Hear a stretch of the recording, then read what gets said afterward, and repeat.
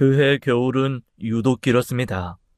바람이 뼛속까지 스미던 어느 날이었어요. 저는 반찬 몇 개를 챙겨 아들 집으로 향했죠. 자식 걱정은 나이가 들어도 끝이 없더라고요. 결혼을 시켰어도 마찬가지였어요. 오히려 며느리 눈치까지 보게 되니 발걸음이 더 무거웠습니다. 아파트 로비에 들어서는데 낯익은 뒷모습이 보였어요. 며느리였습니다. 전화 통화를 하고 있더군요. 저는 손을 들어 흔들려고 했죠. 그런데 며느리의 표정이 이상했습니다. 평소에 보던 얼굴이 아니었어요. 입꼬리가 올라가 있었고 눈빛이 반짝거렸죠. 마치 연애를 하는 처녀 같은 표정이었습니다. 저는 손을 내리고 멈춰섰어요. 그때 며느리의 목소리가 들려왔습니다. 정확한 내용은 알 수 없었어요. 거리가 좀 멀었거든요. 저는 무심코 한 발짝 다가갔습니다. 그 순간이었어요. 병신이라 시원치 않아. 그때 며느리가 고개를 돌렸습니다. 저와 눈이 마주쳤어요. 얼굴이 순식간에 굳어지더군요. 어머니. 며느리는 황급히 전화를 끊었습니다. 언제 오셨어요? 연락도 안 하시고. 아이고, 이 무거운 걸 또 들고 오셨어요. 주세요, 어머님. 누구랑 통화했니? 아, 그냥 친구요. 옛날 친구가 전화해서. 근데 어머니 춥죠? 어서 올라가요. 도연 씨도 어머니 오면 좋아할 거예요. 며느리는 제 손에서 봉투를 낚아채듯 받아들었습니다. 그리고는 엘리베이터 쪽으로 앞서 걸어갔어요. 저는 며느리의 등을 바라보았습니다. 병신이라는 말이 머릿속에서 떠나질 않았어요. 설마 내 아들을 두고 한 말은 아니겠죠. 저는 스스로를 다독이며 며느리를 따라갔습니다. 집에 도착하니 아들은 방에 있었어요. 컴퓨터에 앉아 뭔가를 하고 있더군요. 도연아, 엄마 왔다. 아들이 저를 보고 의자에서 일어나려 했습니다. 그런데 중심을 잃고 휘청거리더니 바닥에 넘어졌어요. 도연아! 저는 달려가 아들을 부축했습니다. 아들의 불편한 다리가 의자에 걸린 모양이었어요. 아들 얼굴이 붉게 달아올라 있었죠. 그 순간 등 뒤에서 소리가 들렸어요.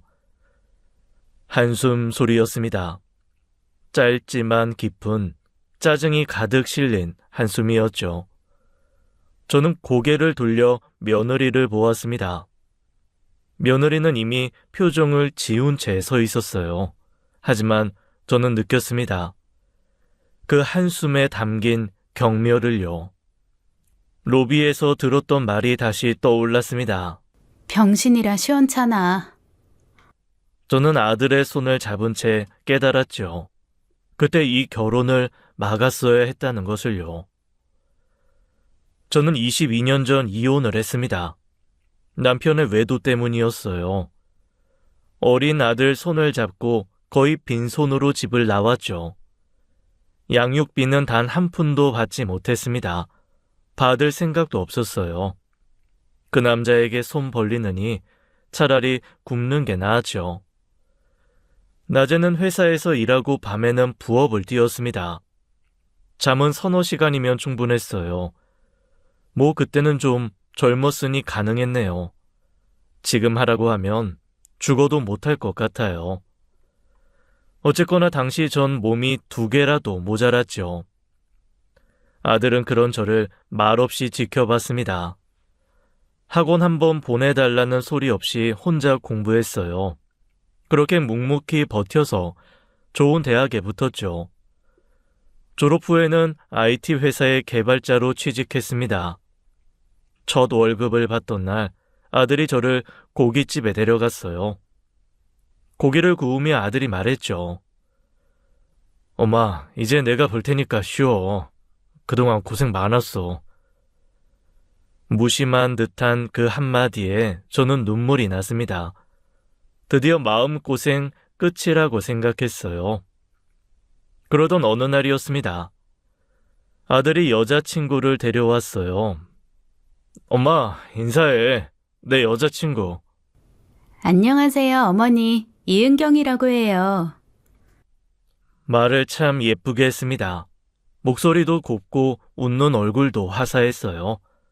첫인상은 나쁘지 않았죠. 저는 정성껏 밥상을 차렸습니다. 그런데 아들 여자친구가 젓가락을 들기 전에 휴대폰부터 꺼냈어요.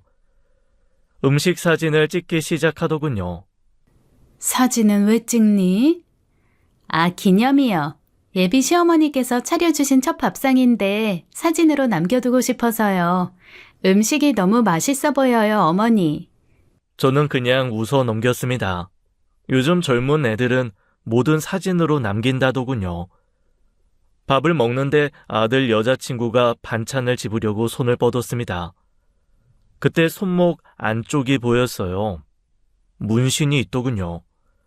예쁜 것도 아니고 무슨 정갈 같은 문신이었어요. 저는 못 본 척 시선을 돌렸습니다.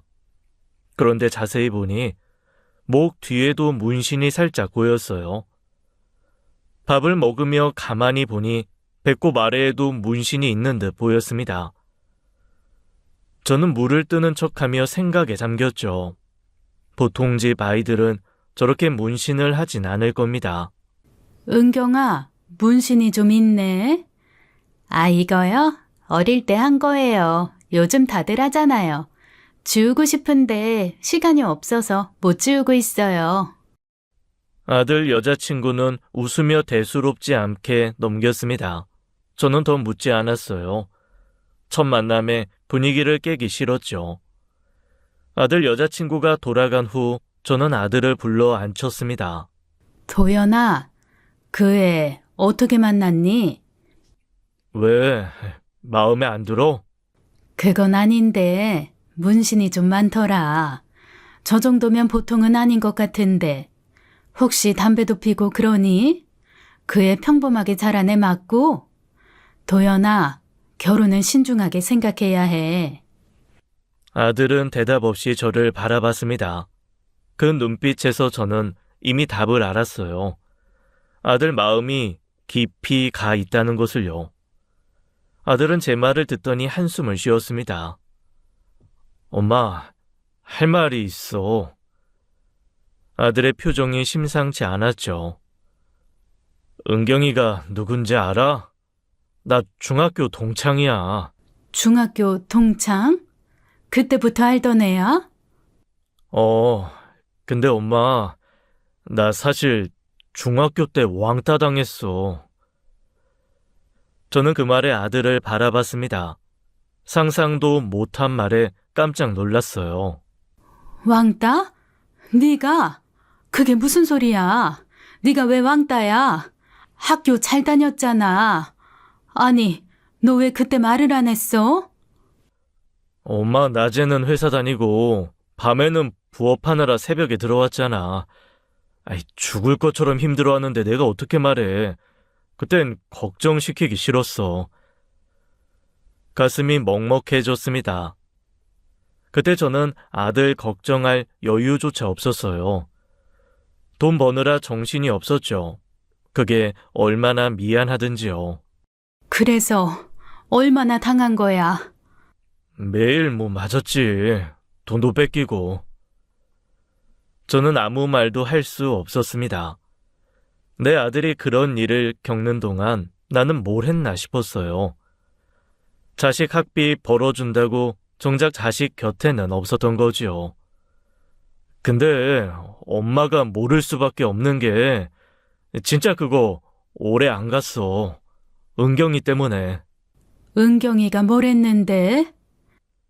걔가 내 편을 들어줬어. 왕따 시키는 애들한테 니들이 뭔데 사람을 이렇게 괴롭히냐고 한 대 치면 두 대로 갚아줬어. 걔는 무서운 게 없었나 봐. 아들의 눈이 먼 곳을 보았습니다. 그 시절을 떠올리는 것 같았어요. 은경이가 나타나고 나서 지옥이 끝났어. 아무도 나한테 손 못 댔어. 걔 덕분에 학교 다닐 수 있었어. 아마 걔 아니었으면 나도 학창 시절이 지옥이었을 거야. 은경이 덕분에 내 학창 시절은 행복한 추억으로 남은 것 같아. 그런 일이 있었구나. 아휴, 엄마는 아무것도 모르고. 졸업하고 연락이 끊겼는데 2년 전에 길에서 우연히 마주쳤어. 뭐 반가워서 연락처 주고받고 밥 먹다 보니까 어찌어찌 연애가 됐네. 아들이 제 손을 잡았습니다. 아들의 눈이 진지했어요. 엄마, 은경이 아니었으면 나 여기 없었어. 은경이가 나 구해준 거야. 저는 더 이상 아무 말도 할 수 없었습니다. 문신이 어떻고 출신이 어떻고 따질 처지가 아니었어요. 아들의 생명의 은인인데 제가 뭐라고 반대를 해요. 결국 두 사람은 결혼식 날짜를 잡았습니다. 저는 며느리에게 고맙다는 말을 전했어요. 며느리는 환하게 웃으며 대답했죠. 어머니, 저야말로 감사하죠. 이렇게 좋은 사람 키워주셔서. 결혼식 날 활짝 웃는 아들을 바라보았습니다. 저는 마음 한구석에 찜찜함을 애써 눌러 담았어요. 은인이니까 괜찮을 거라고 스스로를 다독였죠. 이게 얼마나 오만한 오산이었는지 그때는 정말 몰랐습니다. 그때 이 결혼을 뜯어 말렸어야 했어요. 결혼 후 2년 동안 아들 부부는 별 탈 없이 살았습니다. 며느리도 아들을 잘 챙기는 것 같았어요. 저도 며느리에 대한 첫인상은 점점 잊어갔죠. 이대로 평범하게 살겠거니 싶었습니다. 그러던 어느 날 밤이었어요. 모르는 번호로 전화가 왔습니다. 김도연 환자 보호자분 되시죠? 지금 응급실로 와주셔야 합니다. 저는 그 말에 정신이 아득해졌어요. 겨우 정신을 차리고 병원으로 달려갔죠. 아들은 야근 후 퇴근하다 사고를 당했다고 했습니다. 음주운전 차량이 인도로 돌진했다더군요. 마침 그 자리에 아들이 있었던 거예요.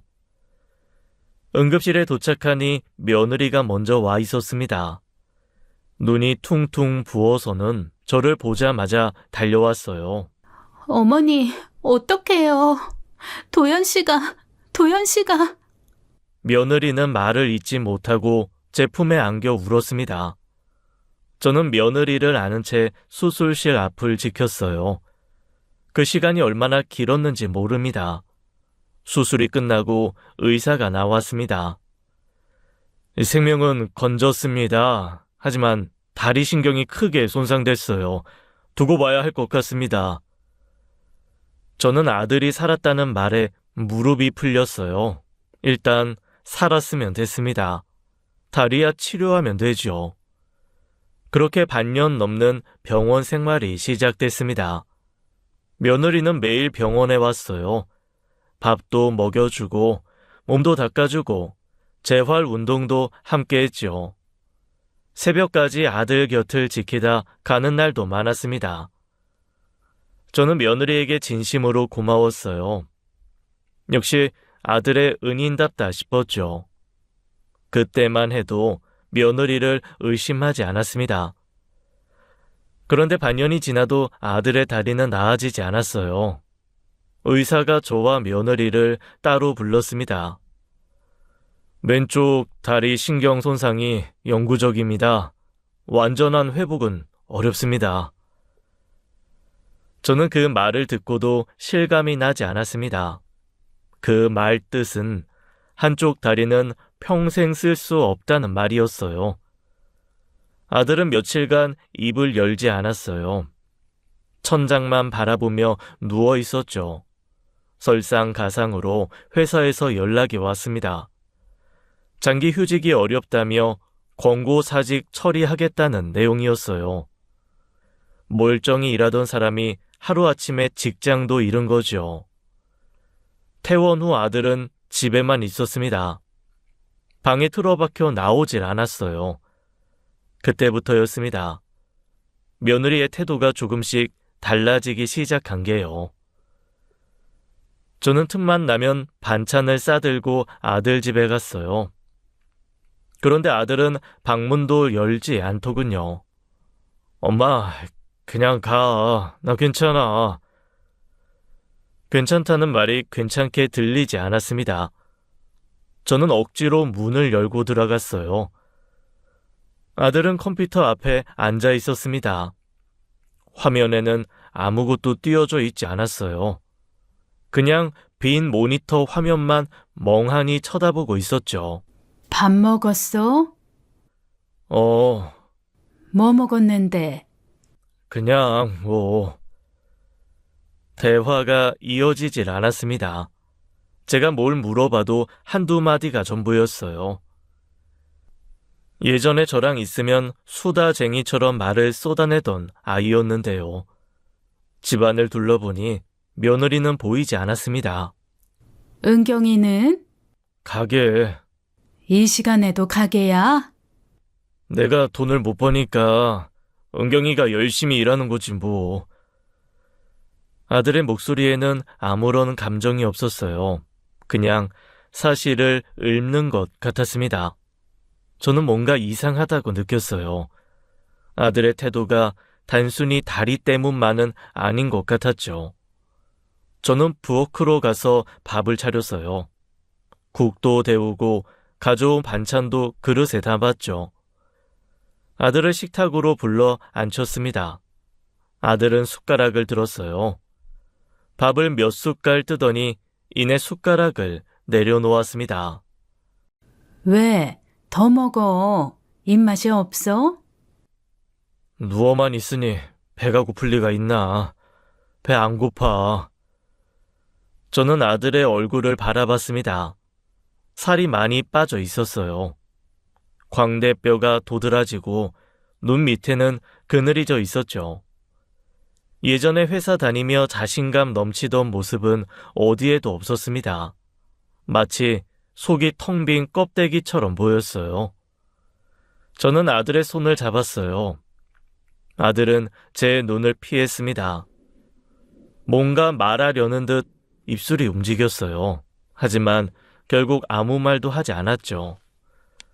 아들은 뭔가를 숨기고 있었습니다. 하지만 캐묻지 못했죠. 그저 돌려서 물어보았지만 별말은 없었어요. 저는 그날 늦은 시간까지 아들 곁에 있었습니다. 엄마 이제 가. 늦었잖아. 좀 더 이따 갈게. 가라니까. 나 피곤하다. 아들은 방으로 들어가 버렸습니다.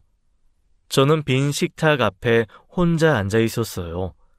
싱크대에는 설거지가 쌓여 있었습니다. 냉장고에는 상한 반찬들이 그대로 있었죠. 며느리가 집안일을 하는 흔적이 전혀 없었어요.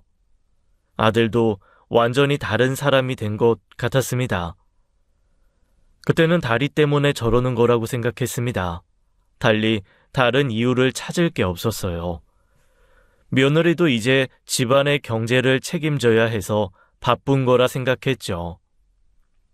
아들 부부가 제게 무엇을 숨기는지 그때는 정말 몰랐습니다.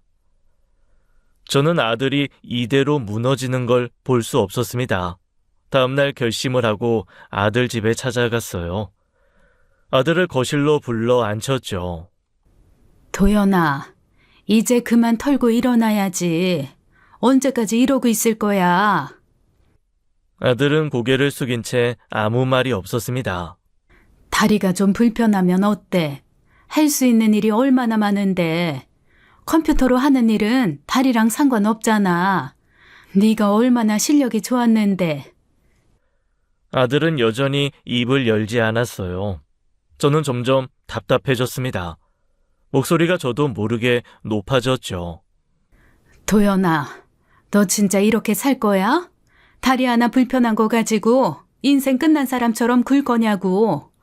엄마가 널 그렇게 키웠어? 응? 그 순간 아들이 벌떡 일어났습니다. 저를 노려보더군요. 그 눈빛이 낯설었어요.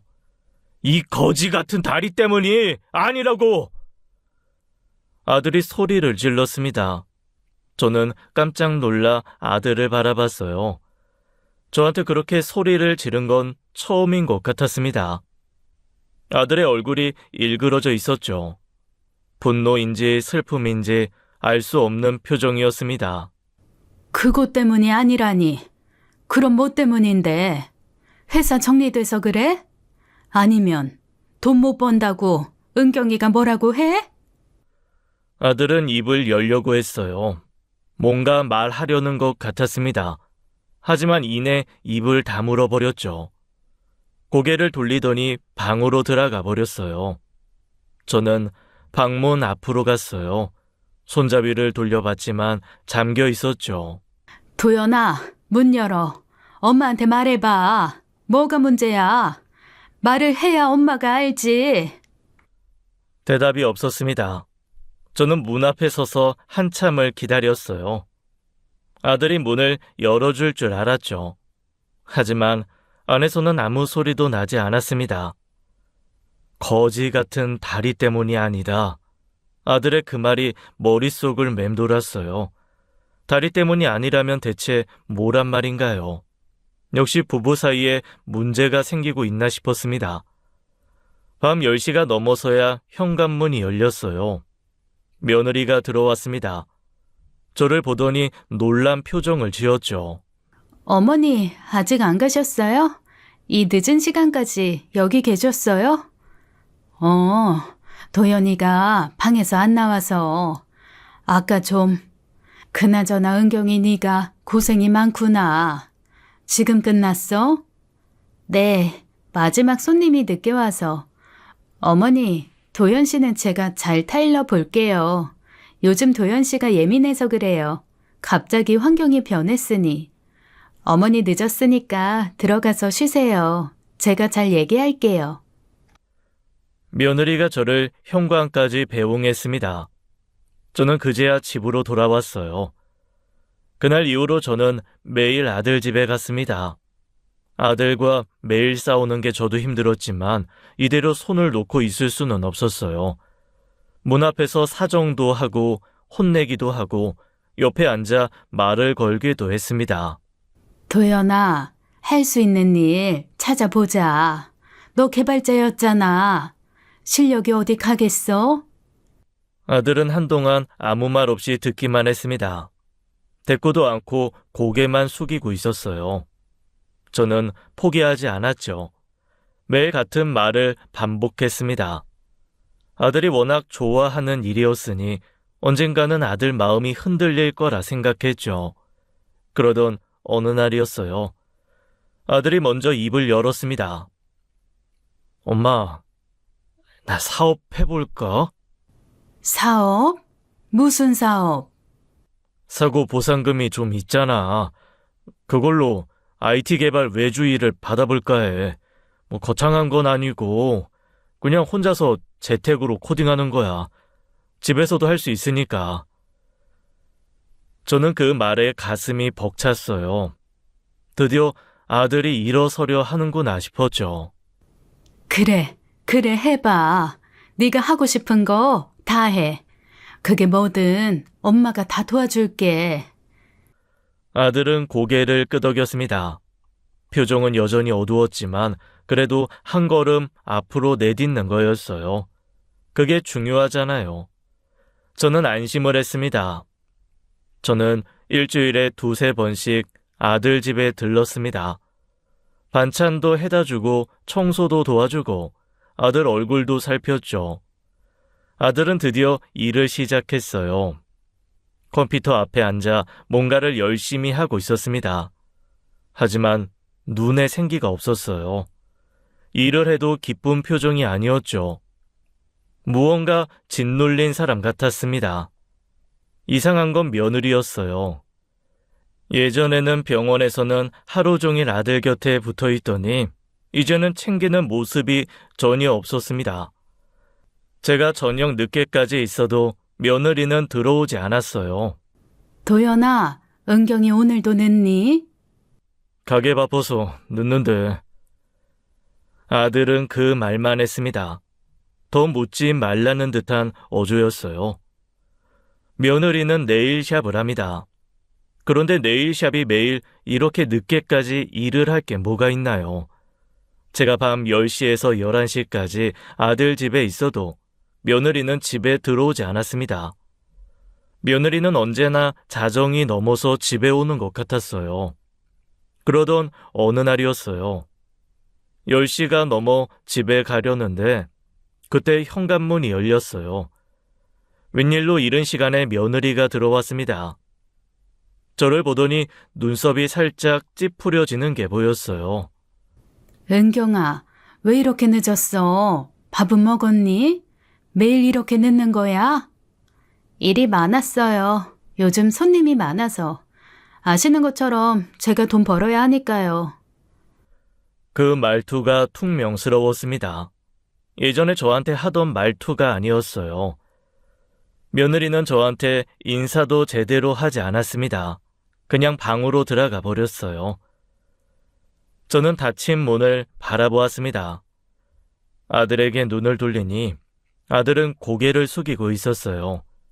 아무 말도 하지 않았습니다. 이 집에 뭔가 문제가 있다는 걸 느꼈어요.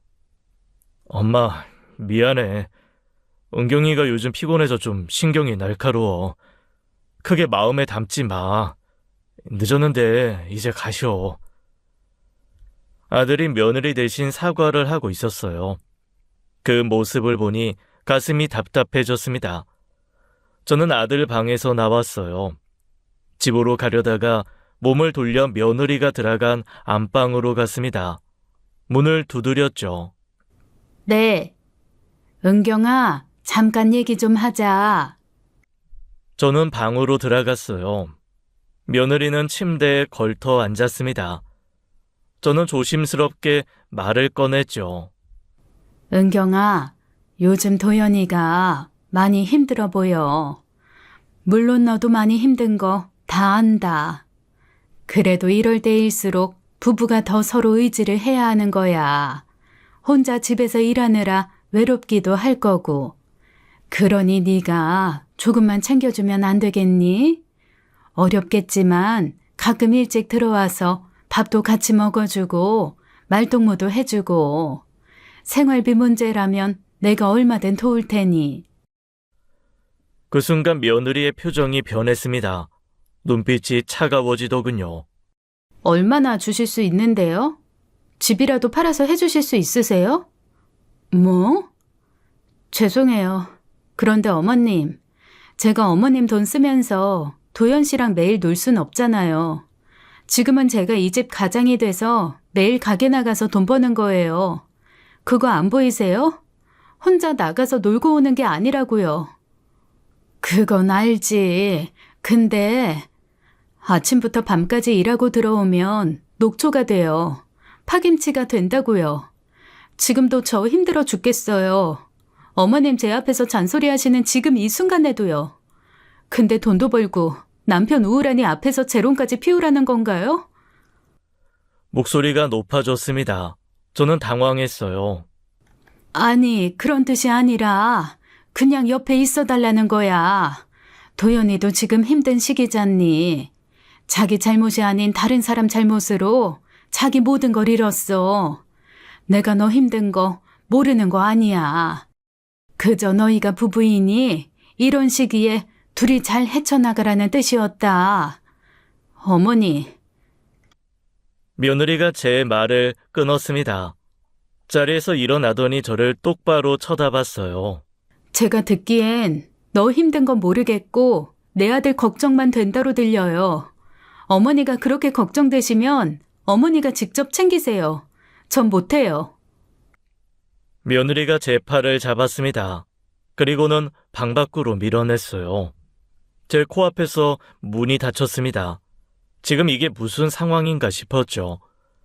저는 문을 확 열어젖혔어요. 며느리가 놀란 얼굴로 돌아봤습니다. 은경아, 사람이 평생 건강할 수 있는 게 아니야. 살다 보면 힘든 일이 닥치기도 하고, 그래서 결혼할 때 아플 때도 힘들 때도 함께 하겠다고 맹세하는 거야. 그게 부부야. 도연이 몸 챙기는 건 내가 계속 해줄 수 있다. 근데 마음이 무너진 건 아내인 네가 보듬어줘야지. 그건 내가 못하는 거야. 내가 자꾸 너한테 무리한 걸 요구하는 거니? 좋다. 네 말대로 돈이 필요하면 내가 집 팔아서라도 해주마. 너는 그냥 도연이 옆에 있어줘라. 손 한번 잡아주고 괜찮다고 말 한마디만 해주고 다시 일어설 수 있다고 용기를 줘라. 며느리 얼굴이 붉어졌어요. 옛날에도 네가 그렇게 도연이를 살려주지 않았니? 저는 돌아서서 방을 나왔어요. 등 뒤로 며느리의 시선이 느껴졌지만 굳이 확인하지 않았습니다. 그 일이 있고 며칠 후였습니다. 지인의 손주 돌잔치가 있어서 다녀왔어요. 오랜만에 만난 친구들과 저녁까지 먹고 늦은 시간에 집으로 향했죠. 지하철에서 내려 번화가를 지나가고 있었습니다. 그때 낯익은 뒷모습이 눈에 들어왔어요. 며느리였습니다. 그런데 며느리 옆에 남자가 서 있었어요. 처음 보는 사람이었습니다. 저는 가로등 뒤로 몸을 숨겼어요. 심장이 빠르게 뛰었습니다. 설마 하는 마음으로 지켜봤죠. 둘은 뭐가 그렇게 좋은지 계속 웃고 있었어요. 며느리가 남자 팔을 툭툭 치며 장난을 걸었습니다. 마치 연인처럼 보였어요. 저는 더 지켜볼 수가 없었습니다. 은경아, 며느리가 고개를 돌렸습니다. 저를 보더니 얼굴이 굳어졌어요. 어머니, 여기 웬일이세요? 그냥 집에 가는 길이다. 그보다 이 사람은 누구니? 저는 며느리 옆에 남자를 쳐다봤습니다. 30 중반에서 40쯤 돼 보였어요. 인상이 번지르르 했죠. 아, 이분이요? 저희 가게 2층 방 사장님이에요. 재우 씨, 인사해요. 우리 시어머니세요. 남자가 허리를 숙여 인사했습니다. 안녕하세요, 어머니. 박재호라고 합니다. 은경씨 가게 위층에서 바 운영하고 있어요. 그래요?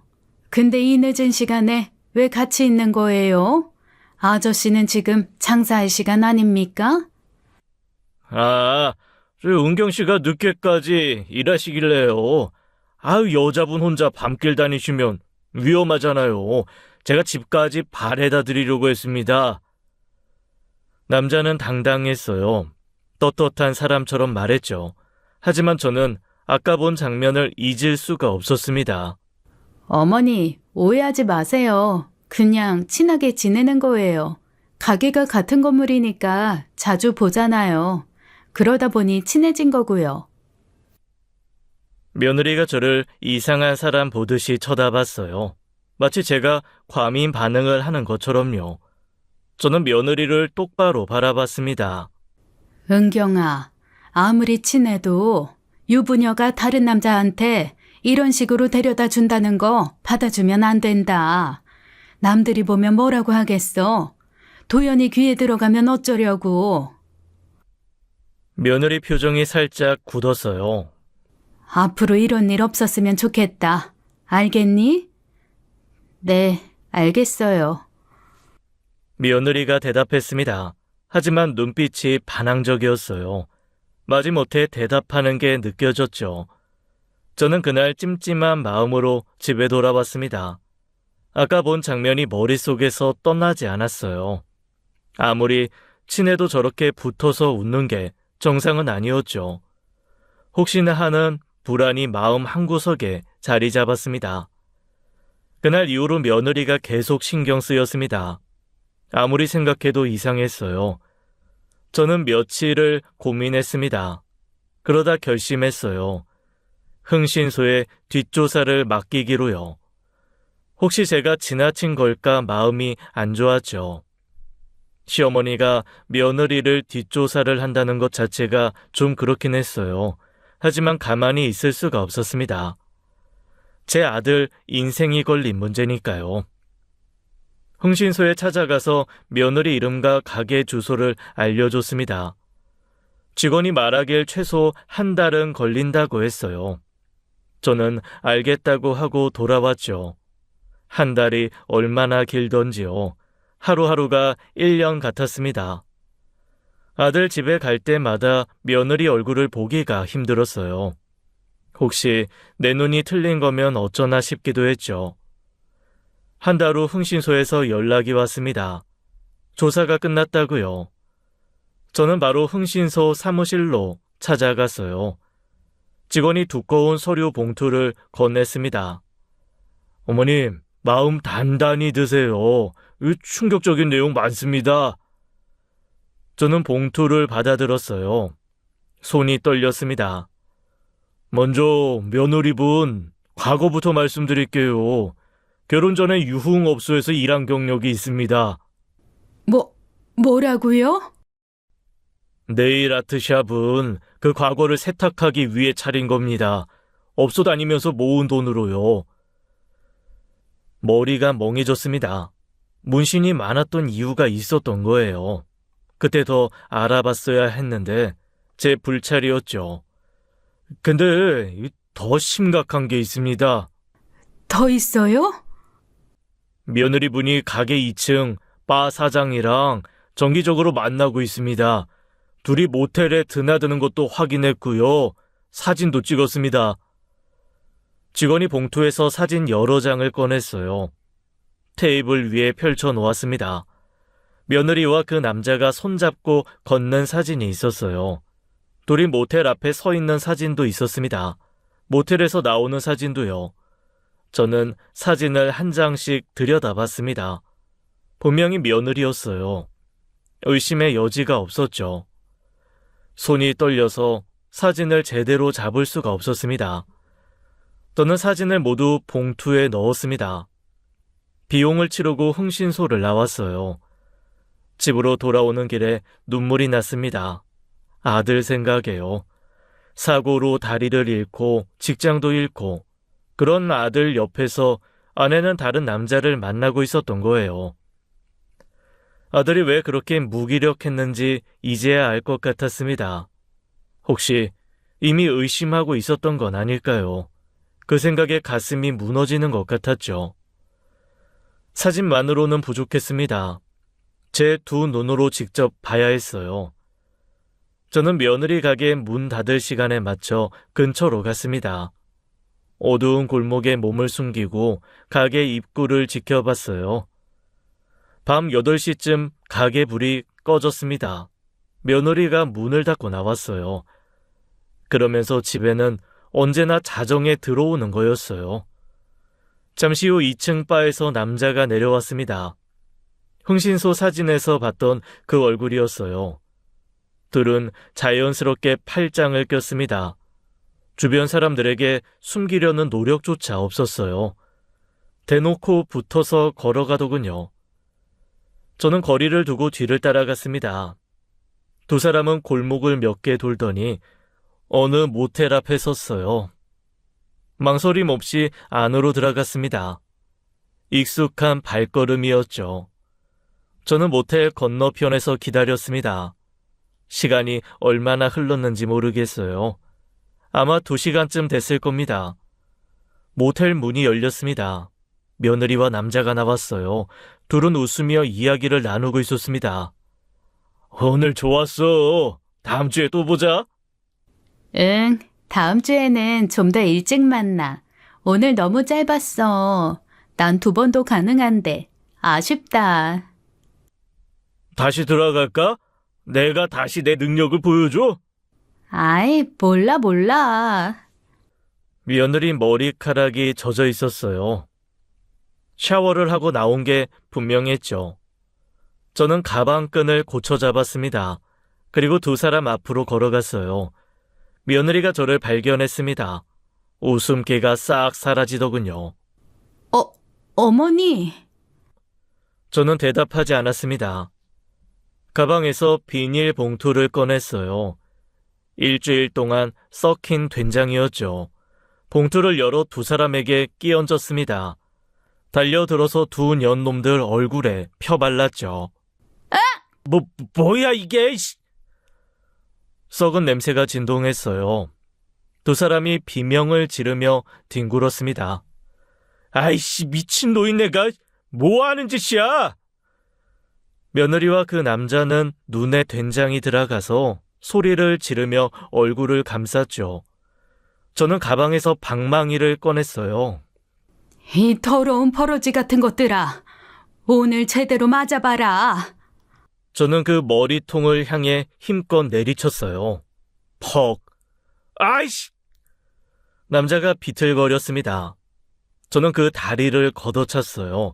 남자가 바닥에 쓰러졌습니다. 남의 마누라 뺏어 먹는 게 그렇게 맛있더냐? 응?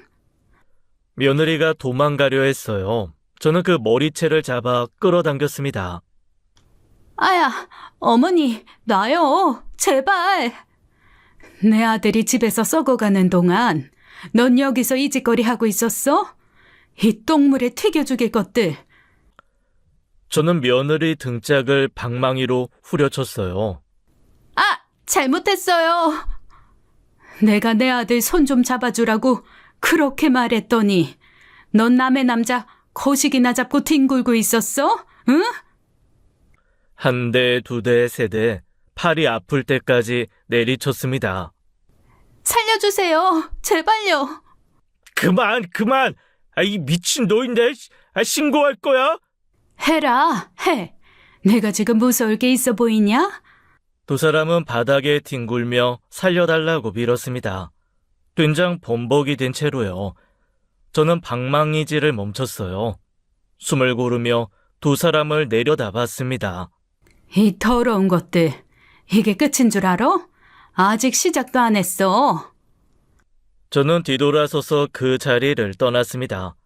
뒤에서 며느리의 울음소리가 들렸지만 돌아보지 않았어요. 저는 곧바로 아들 집으로 향했습니다. 더 이상 미룰 수 없었어요. 아들은 컴퓨터 앞에 앉아 일을 하고 있었습니다. 저는 아들을 거실로 불러 앉혔어요. 도연아, 할 말이 있어. 앉아봐. 아들이 의아한 표정으로 소파에 앉았습니다. 저는 봉투에서 사진들을 꺼냈어요. 아들 앞 테이블 위에 펼쳐 놓았죠. 은경이가 바람을 피우고 있다. 아들이 사진을 내려다봤습니다. 흥신소에서 한 달 동안 조사했어. 오늘은 내가 직접 봤고, 모텔에서 나오는 거. 아들은 사진을 한 장씩 들여다봤어요. 며느리와 그 남자가 손잡고 걷는 사진, 모텔 앞에 서 있는 사진, 모텔에서 나오는 사진. 저는 아들이 분노할 줄 알았습니다.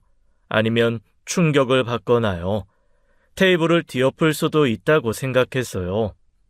그런데 아들의 표정은 담담했습니다. 너무 담담해서 오히려 이상할 정도였죠. 아들은 사진을 내려놓았어요. 또 만났구나.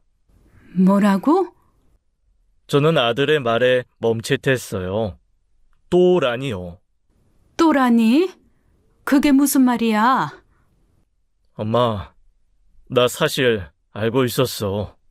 뭘 알고 있었어? 이걸 다 알고 있었다고? 은경이 바람 피우는 거 이미 작년부터 알았어. 저는 아들을 바라봤습니다. 무슨 말인지 이해가 되지 않았어요. 작년에 알았다고? 그럼 1년 넘게 알고도 가만히 있었단 말이야? 작년에 처음 알았을 때 은경이가 빌었어. 무릎 꿇고 계속 빌었어. 다시는 안 그러겠다고, 한 번만 용서해달라고. 그래서 믿어줬어. 내가 등신이었네. 왜? 도대체 왜? 이 멍청아. 은경이가 나한테 은인이잖아. 중학교 때 나 살려준 사람이야. 그때 걔 아니었으면 나 여기에 없었어.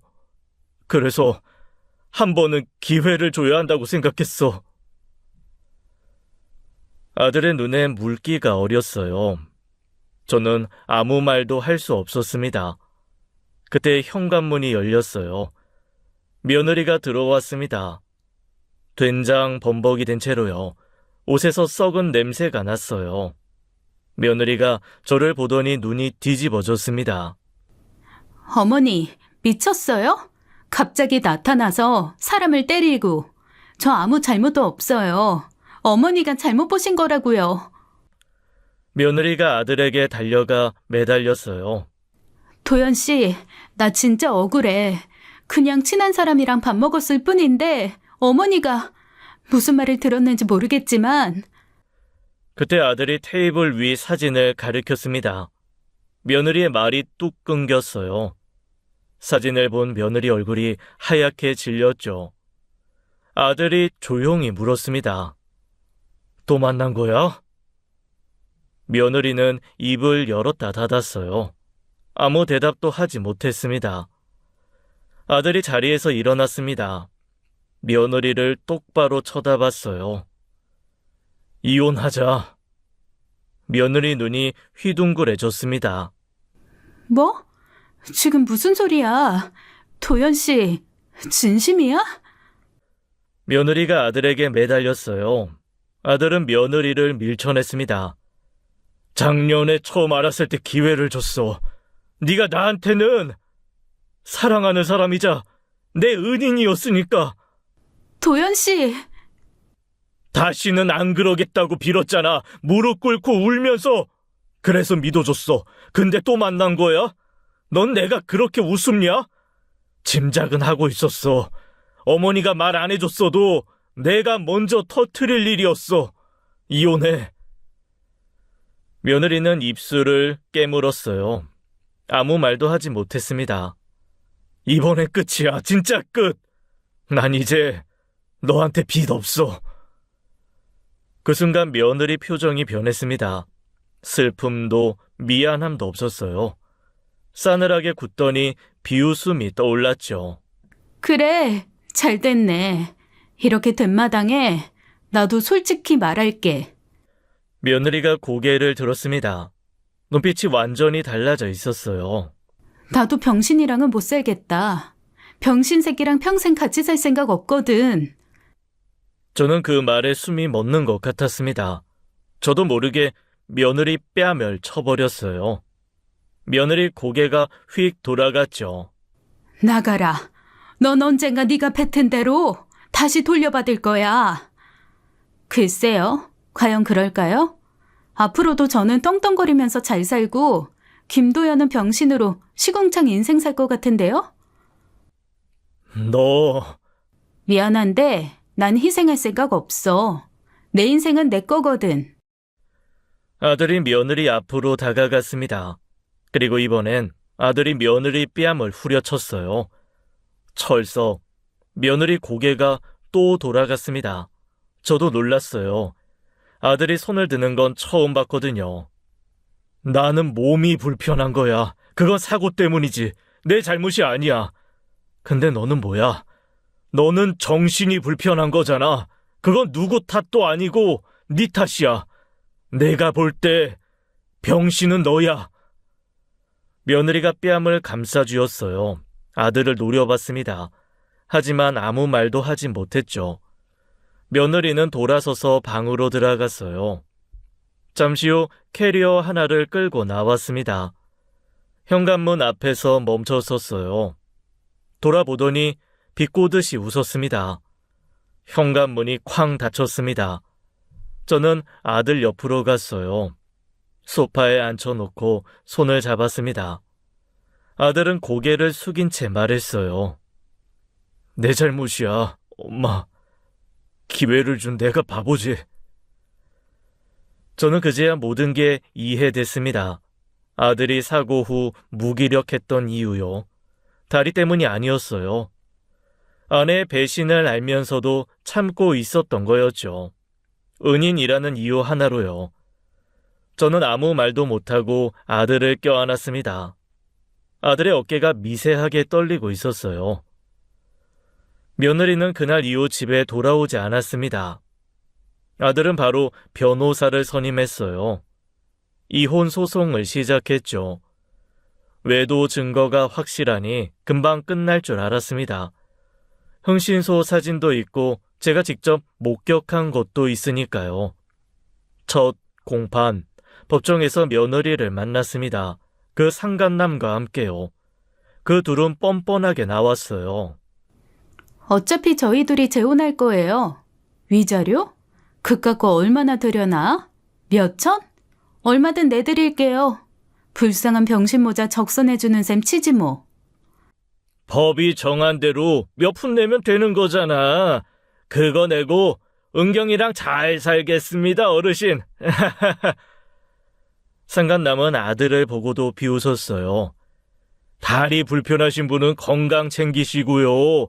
이제 여자 맛은 잊고 사십시오. 아들이 차갑게 쏘아붙였습니다. 쓰레기들끼리 잘 붙어 먹고 살아라. 딱 어울린다. 되도록 멀리서 말하고 당신 입냄새가 심해서 뭐라고 짓거리는지 들리지도 않네.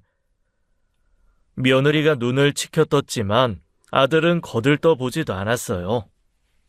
저는 속이 부글부글 끓었지만 참았습니다. 그리고 며칠 뒤였어요. 이혼 소송이 막바지에 접어들 무렵이었죠. 제 휴대폰에 문자가 왔습니다. 며느리였어요. 어머니, 저 새 출발해요. 병신 버리고 나니까 너무 홀가분한 거 있죠? 재호 씨랑 행복하게 살게요. 어머니도 아들 잘 챙기세요. 힘드시겠다. 저는 문자를 보고 눈앞이 빨개졌습니다. 손이 떨렸어요. 인연이 끝까지 대놓고 저를 조롱하고 도발하는 거였습니다. 저는 집을 나섰습니다. 며느리 가게로 향했어요. 오늘은 진짜 머리채를 잡아 뜯어버릴 생각이었죠. 가게를 엎어버리고 싶었습니다. 며느리 가게 골목에 들어서는데 이상한 냄새가 났어요. 하늘을 보니 검은 연기가 뒤덮고 있었죠. 사람들 소리가 크게 들렸습니다. 타는 냄새도 났고요. 서둘러 달려가 보니 며느리 가게 2층에서 연기가 피어오르고 있었습니다. 상간남의 바였어요. 저는 걸음을 멈췄습니다. 연기가 점점 짙어졌어요. 순식간에 불길이 커지기 시작했죠. 저 멀리서 사이렌 소리가 들렸습니다. 사람들이 하나둘 몰려들었어요. 소방차가 도착해서 진화 작업을 시작했습니다. 저는 멀찍이 서서 지켜봤어요. 불길이 잡히는데 한참이 걸렸죠. 잠시 후 구급 대원들이 건물 안에서 누군가를 들것에 싣고 나왔습니다. 저는 무심코 가까이 다가갔어요. 들것 위에 누운 사람은 온몸이 시커멓게 타 있었습니다. 얼굴을 자세히 봤어요. 며느리였습니다. 피부가 녹아내린 것처럼 일그러져 있었어요. 솔직히 처음엔 며느리인지 몰랐어요. 너무 심하게 타버린 상태였거든요. 며느리는 의식이 없는 채로 구급차에 실려갔습니다. 저는 멍하니 그 광경을 지켜봤죠. 아무 생각도 나지 않았어요. 방금 전까지 머리채를 잡아 뜯겠다고 달려온 사람이 맞나 싶었죠. 구급차가 사이렌을 울리며 떠나갔습니다. 저는 한참 동안 그 자리에 서 있었어요. 그날 저녁 친구가 저를 찾아왔습니다. 불난 소식을 전해주러 온 거였어요. 순영아, 그 바 사장 있잖아. 그 사람 죽었대. 뭐라고? 불에 타서 죽었대. 불 다 끄고 나서 가게 창고에서 발견됐대. 가스가 터진 거라나? 저는 할 말을 잃었습니다. 며느리 상간남이 죽었다고요. 불에 타서요. 저는 멍하니 앉아 있었어요. 며느리를 찾아가서 머리채를 잡으려던 게 불과 몇 시간 전이었습니다. 그런데 이렇게 될 줄 정말 상상도 못했습니다. 다음날 아들에게 병원에서 연락이 왔어요. 아직은 법적으로 부부니까 보호자로 연락이 온 거였죠. 엄마, 난 안 갈 거야. 안 가도 돼. 갈 필요 없어. 그딴 년 죽던 말든. 저는 고민 끝에 아들 대신 병원에 찾아갔습니다. 중환자실 앞에서 면회 시간을 기다렸어요. 간호사 안내를 받아 병실에 들어갔죠. 며느리는 침대에 누워 있었습니다. 온몸에 붕대를 감고 있었어요. 얼굴도 반쯤 붕대로 덮여 있었죠. 사람 형체만 겨우 알아볼 수 있었습니다. 나중에 간호사가 말해주길 전신에 화상을 입었다고 하더군요. 며느리가 저를 봤어요. 눈을 부릅떴습니다.